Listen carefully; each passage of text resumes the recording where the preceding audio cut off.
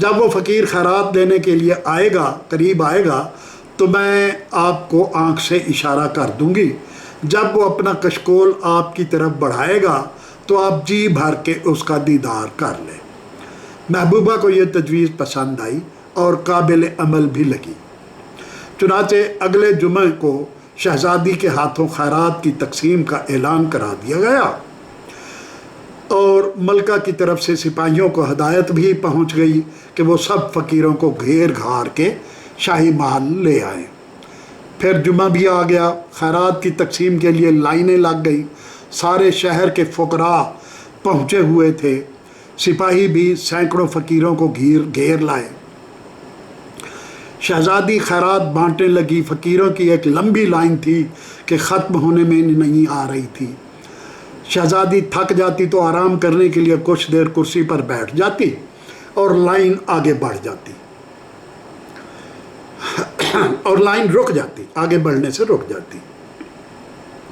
कुछ देर बाद तकसीम का सिलसिला फिर शुरू हो जाता। दोपहर के करीब भागो ने शहज़ादी को इशारे से ख़बरदार किया, मगर शहज़ादी को किसी इशारे की ज़रूरत नहीं थी।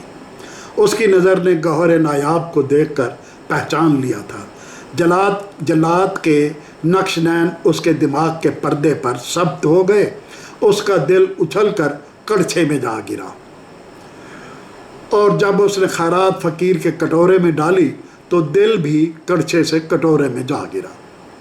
उस शहज़ादी के हाथ पांव कांपने लगे। उसे अपनी टांगों पर अपना बोझ सहारना दोभर हो गया। वो लड़खड़ाई और जलात के सामने बेहोश होकर नीचे गिर पड़ी। फ़ौरन ही वहाँ भगदड़ मच गई। शहज़ादी को उठाकर जनान खाने में ले जाया गया और बाकी फ़कीरों को दूसरे उमाल ने खैरात बांटी। अगले दिन शहज़ादी महबूबा की मुलाकात भागो से हुई। शहज़ादी की मुलाकात जब भागो से हुई तो उसने कहा, भाग भरी, तुमने सच कहा था। वो वाकई बेहद हसीन है, बेहद तरादार, बेहद प्यारा और दिलबर है। मुझे उससे मोहब्बत हो गई है और उससे एक पल की जुदाई भी मुझे गवारा नहीं। चूँकि उसे मेरे दिल में बसाने का सारा कसूर तुम्हारा है, लिहाजा अब मुझसे उसकी दूसरी मुलाकात का बंदोबस्त भी तुम करो, वरना मैं तुम्हें जहर दे दूंगी। भागो खिलखिलाकर हंस पड़ी और बोली, जी वकार शहज़ादी साहिबा, इतनी बेकरारी भी अच्छी नहीं। जिस तरह पहले अल्लाह जाल्लो शानहू ने हमारा मसला हल फरमाया है, आगे भी अल्लाह ताला ज़रूर हमारे लिए कोई रास्ता निकालेंगे। उसके बाद भागो दिन रात इसी जस्तजू में लग गई कि उस फ़कीर को कहीं से ढूंढ निकाले। जब जस्तजू सच्ची हो तो अल्लाह ताला भी ज़रूर करम करता है। 2-3 दिन बाद भागो रंगीन धारे ख़रीदने के लिए बाज़ार गई तो उसने उन दोनों फ़कीरों को आते देखा। उसने मुंह फेर लिया और इरादा किया कि वो उनका ताक़ुब करके उनके ठिकाने का पता चलाएगी। यूं ही चलते चलते दोनों एक बाग में पहुँचे और एक दरख्त के नीचे लेटकर आंखें मूंद कर सस्ताने लगे।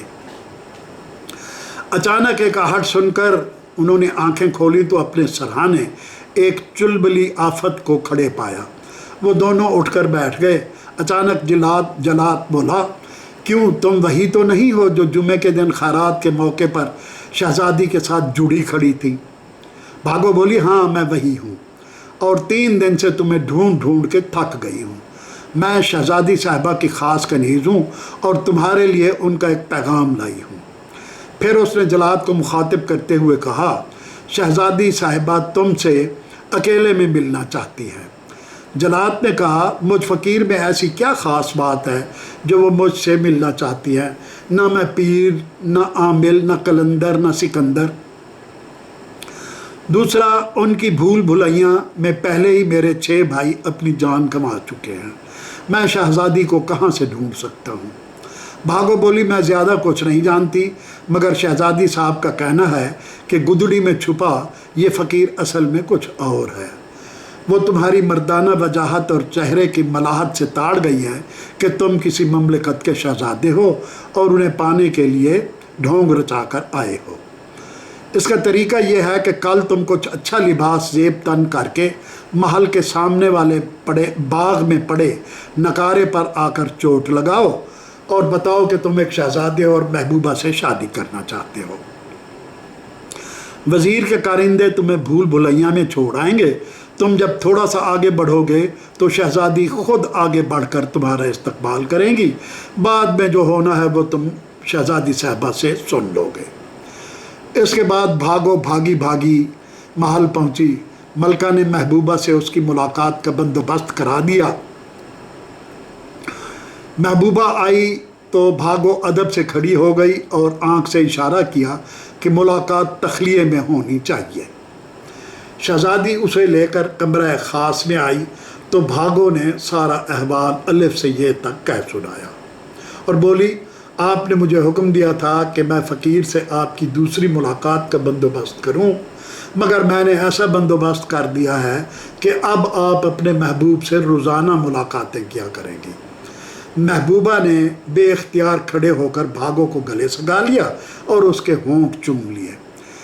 उसे ये ख्याल ही ना रहा कि अगर किसी ने देख लिया कि शहजादी अपनी कनीज़ को गले लगाकर उसके होंठ चूम रही है तो बादशाह कनीज़ की गर्दन उतारने में एक पल की ताख़ीर भी नहीं करेगा। फिर सब कुछ वैसे हुआ जैसे भागो और जल्लाद के दरमियान तय पाया था। नकारे पर चोट पड़ते ही वज़ीर के उमाल उसको पकड़कर भूल भुलैया में छोड़ आए। जल्लाद अभी कुछ ही कदम चला होगा कि महबूबा ने अपने महबूब को बाहों में भर लिया और बेतहाशा उसे चूमने लगी, जिसने 6 भाइयों की कुर्बानी देकर उसे पा लिया था। शाम तक वो दानिस्ता महबूबा की ख्वाबगाह में आराम करते और दुनिया जहान की बातें करते रहे। शाम से ज़रा पहले जब मलका के आने का वक्त हुआ तो वो जल्लाद का बाजू थाम कर भूल भुलैया से बाहर निकली। मलका उसे खूबसूरत नौजवान के साथ बाहर निकलता देखकर शाद बाग हो गई। आखिर उसकी बेटी को मंजिल मिल गई थी और बाप की बेजा और नारवा पाबंदियों से छुटकारा मिल गया था। अगला पूरा हफ्ता शादी की तैयारियों में बीत गया। पड़ोसी मुल्क से बादशाह खुंदकर और उसकी मलका को बुलाया गया और नहायत धूमधाम से जल्लाद और महबूबा की शादी कर दी गई। पंजारे तक मेहमान वहीं मुकीम रहे। फिर वो नहायत तुज़्गो एहतशाम और शान व शौकत से अपनी बहू को लेकर अपने मुल्क रवाना हो गए। ये थी आज की कहानी जल्लाद और महबूबा।